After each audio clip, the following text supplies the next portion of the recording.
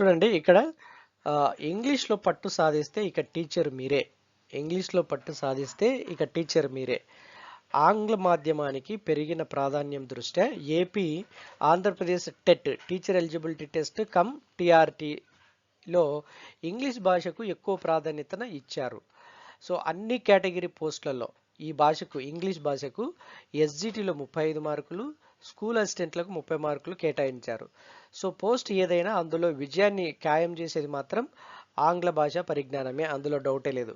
So ఈ యొక్క ఏ post నువ్వు ఎస్జిటికి రాసుకో, లేకుంటే టీఆర్టీకి రాసుకో, లేకుంటే పీజీటీకి రాసుకో, ఏ ఎగ్జామ్కి రాసినా కూడా నీ యొక్క ఎగ్జామ్లో సక్సెస్ని డిసైడ్ చేసేది మాత్రము ఇంగ్లీష్ లాంగ్వేజే. అది గుర్తుపెట్టుకోవాలి. సో నేను ఇప్పుడు అవన్నీ మీకు డిస్కస్ చేస్తాను. ఇప్పుడు మనం ఒకసారి గమనిస్తే డిఎస్సి 2008లో మొదటిసారి అన్ని కేటగిరీల పోస్టులకి ఇంగ్లీష్ సబ్జెక్ట్ను ప్రవేశపెట్టారు. అప్పుడు ఎస్జిటిలో 15 మార్కులకు, స్కూల్ అసిస్టెంట్స్లో 20 మార్కులకు మాత్రమే ఆంగ్లం ఉండేది. ఆ తర్వాత 2011 నుంచి టెట్ వచ్చింది. అందులో ఇంగ్లీష్కు 30 మార్కులు ఉన్నా అది కేవలం అర్హత పరీక్ష కావడం, అందులో సాధించే మార్కులకు చివరి విభాగంలో 20% వెయిటేజ్ ఇవ్వడం వల్ల అభ్యర్థులకు అంతగా శ్రమపడాల్సిన అవసరం రాలేదు. కానీ ఈసారి ఏమైందంటే ఈసారి టెట్ కమ్ టీఆర్టీలో సాధించే మార్కులకు 100% వెయిటేజీ ఉండడం వల్ల అవి అర్హతను సాధించడానికే కాకుండా తుది ఎంపికను కూడా నిర్ణయిస్తాయి. ఇది ఫ్రెండ్స్, మీరు ఇది గుర్తుపెట్టుకోవాలి. ఏంటంటే ఇంతకుముందు 20% వెయిటేజీ ఉండడం వల్ల పెద్దగా గ్రిప్ తెచ్చుకోవాల్సిన అవసరం లేదు, అంత ఎక్కువ టైం స్పెండ్ చేయాల్సిన అవసరం లేకుండా ఉండే. కానీ ఇప్పుడు ఏమైందంటే వాటిని ఫైనల్ అక్కడ వచ్చేటువంటి మార్కులు 100% వెయిటేజ్ ఉండడం వల్ల ఇది జాబ్ని డిసైడ్ చేసే ఫ్యాక్టర్గా ఉంటుంది. సో ఫ్రెండ్స్ గుర్తుపెట్టుకోవాలి. ఇంతకుముందు టెట్లో 30 మార్కులకు 30 సాధిస్తే అందులో 20% అంటే కేవలం 6 మార్కులు తుది ఎంపికలో కలిసేవి. ఈసారి ఎట్ట కాదు, ఈసారి టెట్కు టీఆర్ఎట్లో అన్ని మార్కులు అంటే 30 కలుస్తాయంట. ఎంత అడ్వాంటేజ్ చూడండి. అందుకే కాబట్టి మీరు ఇంగ్లీష్ సబ్జెక్ట్ మీద బాగా గ్రిప్ తెచ్చుకోవాలి. సో ఈ ఇంగ్లీష్లో మార్కులు కొట్టాలంటే అభ్యర్థి ఎవరైతే డిఎస్సికి టెట్కి ప్రిపేర్ అవుతున్నారో అభ్యర్థులు ప్రతిరోజు మీ యొక్క ప్రిపరేషన్లో కొంత సమయాన్ని, కొంత పీరియడ్ని ఇంగ్లీష్ ప్రాక్టీస్కు మీరు ఉపయోగించుకోవాలి. ఇక్కడ సిలబస్ చెప్పాను. సిలబస్ ఒకటే. సిలబస్ విషయానికి వస్తే అన్ని కేటగిరీలకు ఒకే రకమైన సిలబస్ ఉంది. లాంగ్వేజ్తో పాటు ఇంగ్లీష్ బోధన పద్ధతుల్లో కూడా ప్రశ్నలు ఉంటాయి.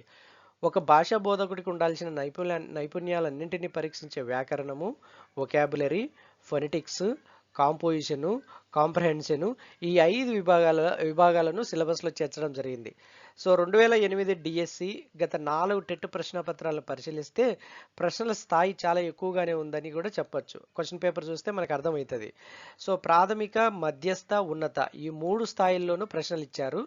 మధ్యస్థ, ఉన్నత స్థాయిలో ఎక్కువ ప్రశ్నలు ఉంటాయి. ప్రాథమిక స్థాయిలో 1-2 ప్రశ్నలు మాత్రమే ఉండే అవకాశం ఉంది. 10వ తరగతి, ఇంటర్, డిగ్రీ, బిఎడ్ ప్రవేశ పరీక్ష, ఎంఏ ఇంగ్లీష్ ప్రవేశ పరీక్షల్లో ఆంగ్లం మాదిరి కాకుండా ఉపాధ్యాయ పరీక్షల్లో అభ్యర్థి తన విషయ పరిజ్ఞానాన్ని వాడుకలో ఎంత మేరకు ఉపయోగించుకోగలుగుతాడో పరీక్షించే విధంగా ప్రశ్నలు ఉంటాయి అన్నమాట.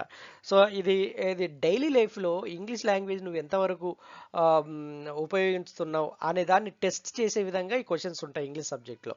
సో అందువల్ల ఈ యొక్క సాంప్రదాయిక వ్యాకరణంతో పాటు ఫంక్షనల్ గ్రామర్లో కూడా పట్టు సాధించాలి. సో అప్పుడు ఈ సంప్రదాయ వ్యాకరణ సూత్రాలు, వాక్య నిర్మాణ పద్ధతులు బోధిస్తుంది. సో ఫంక్షనల్ గ్రామర్ ఏ భావాన్ని వ్యక్తీకరించడానికి ఏ నిర్మాణం అవసరమవుతుందో తెలియజేస్తుంది. సో సిలబస్ అంతా ఒకటే. కాకపోతే ఏంటంటే ఇక్కడ మామూలుగా అకాడమిక్ ఎగ్జామ్స్లో ఉన్నట్టు ఇంగ్లీష్ ఎగ్జామ్ ఇక్కడ ఉండదు డిఎస్సికి. సో ఇలా ఇక్కడ ఎక్కడ ఉంటుందంటే మామూలుగా నీ యొక్క రోజు ఎంత మేరకు ఇంగ్లీష్ లాంగ్వేజ్ పరిజ్ఞానాన్ని వాడుకలో ఎంతవరకు ఉపయోగించుకుంటున్నాడో అన్న దాన్ని బట్టి క్వశ్చన్స్ ఉంటాయన్నమాట ఇక్కడ. తర్వాత మూడో అంశంగా ఏ పుస్తకాలు చదవాలి, ఇంగ్లీష్ సబ్జెక్ట్లో గ్రిప్ తెచ్చుకోవాలంటే ఏ పుస్తకాలు చదవాలి. ఇంగ్లీష్ సబ్జెక్ట్లో పట్టు సాధించాలంటే వ్యాకరణానికి రెస్ అండ్ మార్టిన్ రాసిన వ్యాకరణ పుస్తకాన్ని చదవాలి. ఫొనెటిక్స్కి మాత్రం బాలసుబ్రమణ్యన్ రాసిన పుస్తకాన్ని చదివితే ఫొనెటిక్స్ బాగా వస్తుంది. తర్వాత మెథడ్స్కి డిఎడ్, డిఈడి, బిఈడి పుస్తకాలను కాంపోజిషన్కి ద్వితీయ సంవత్సరం ఇంగ్లీష్ బుక్కులోని అంశాలను క్షుణ్ణంగా అధ్యయనం చేయాల్సి ఉంటుంది. అప్పుడే ఎక్కువ మార్కులు స్కోర్ చేసుకోవడానికి అవకాశం ఉంటుంది. సో వొకాబులరీ కాంప్రహెన్షన్ కోసము 8వ తరగతి, 9వ తరగతి, 10వ తరగతి ఇంగ్లీష్ పుస్తకాలు కొత్తవి పాతవి చదివితే చాలా చాలా అడ్వాంటేజ్గా ఉంటుంది. సో మీరు గుర్తుపెట్టుకోవాల్సిన విషయం ఏంటంటే ఒక్కొక్కరు ఒక్కొక్కటి చూడండి. ఇప్పుడు వ్యాకరణము, ఇంగ్లీష్ వ్యాకరణం నేర్చుకోవాలంటే రెన్ అండ్ మార్టిన్ రాసిన బుక్ చదవాలి. అదేవిధంగా మెథడ్స్కి అయితే బిఈడి, డిఈడి పుస్తకాలను కాంపోజిషన్కు ద్వితీయ సంవత్సరం ఇంటర్మీడియట్ సెకండ్ ఇయర్ ఇంగ్లీష్ని చదవాల్సి ఉంటుంది. సో తర్వాత అప్పుడే మీరు ఎక్కువ మార్కులు స్కోర్ చేసుకోవడానికి అవకాశం ఉంటుంది. తర్వాత వొకాబులరీ కాంప్రహెన్షన్ కోసం మాత్రం 8, 9, 10వ తరగతుల ఇంగ్లీష్ బుక్లు అవి కొత్తవి పాతవి రెండు తిరిగేస్తే మీకు ఈజీగా ఇంగ్లీష్ సబ్జెక్టు మీద గ్రిప్ వస్తుంది.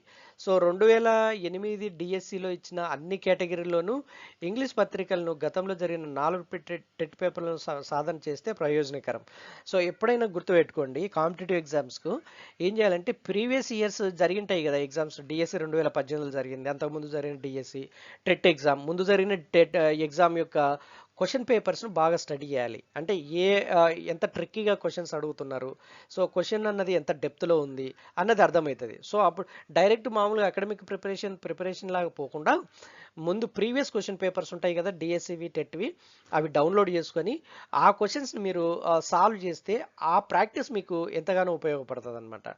సో ఇక్కడ ఇంకో విషయం ఏంటంటే SGT, school assistant, language pandit, పీఈటీలకు ఒకే రకమైన సిలబస్ ఉంది. పరీక్షా విధానం కూడా ఒకే విధం. కంటెంట్ గ్రామర్లో 80%, మెథడాలజీలో 20%, ఆప్షనల్ ఆబ్జెక్టివ్ క్వశ్చన్స్ ఉంటాయి. అంటే ఎస్జిటి 35 మార్కుల ప్రశ్నపత్రంలో కంటెంట్లో 28 ప్రశ్నలు, మెథడాలజీలో 7 ప్రశ్నలు ఉంటాయి.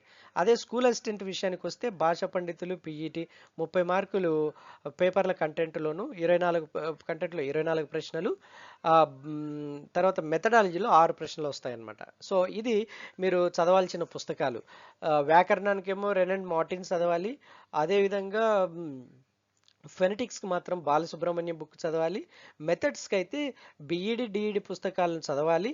కాంపోజిషన్కి అయితే intermediate second year English subject చదవాలి.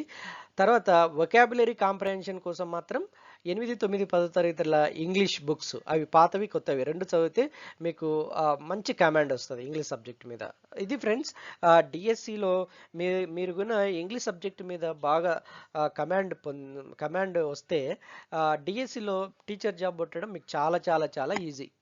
సో రోజుకు కొంత సమయాన్ని ఇంగ్లీష్ సబ్జెక్ట్ కేటాయించి ఇంగ్లీష్ సబ్జెక్ట్ మీద గ్రిప్ తెచ్చుకోండి. I wish you very all the best. Keep watching for latest updates. Thank you so much.